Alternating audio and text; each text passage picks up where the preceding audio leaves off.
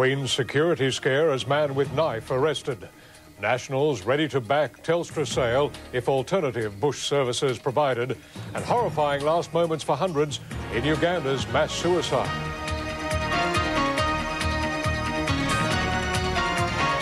From National 9 News, this is Nightline with Jim Waley.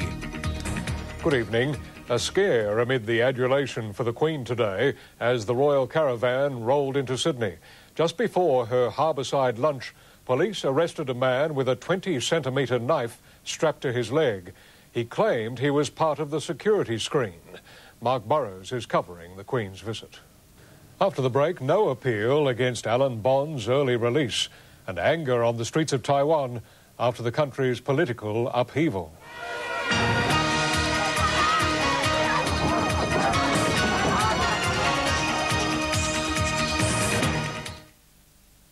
New South Wales commuters are soon to be hit with another increase in public transport fares.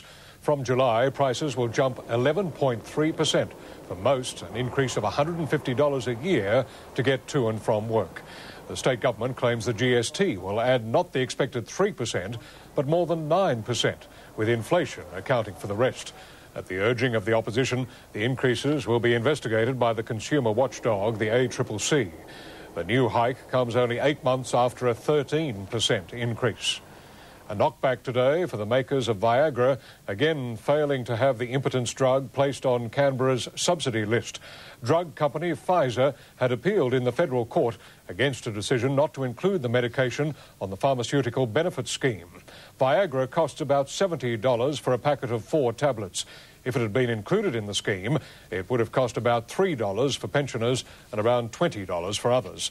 Pfizer is considering another appeal. In a moment, Russia's legacy in the Chechen capital, a wasteland of physical and emotional ruins.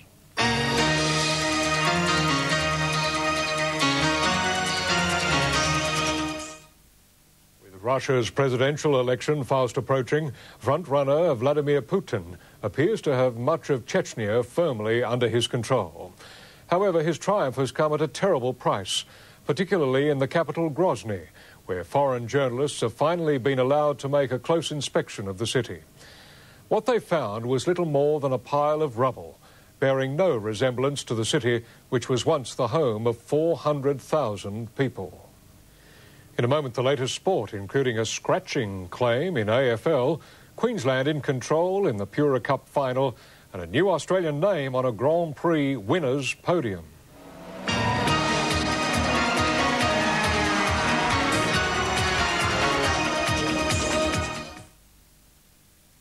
Another turn in the ongoing trouble between AFL clubs Brisbane and Western Bulldogs. Lions officials have lodged a complaint with the league accusing a Bulldogs player of scratching during last night's match at Colonial Stadium. In finance news, the Australian share market finished stronger today, led by big gains in News Corp. The All Ords closed more than 24.5 points up.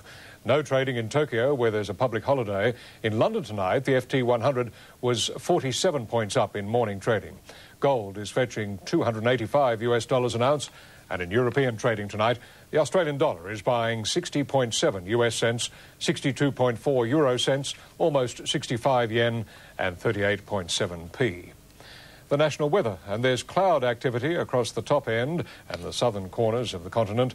A high is located near Tasmania, a trough off the New South Wales coast, and a low is dominating the west.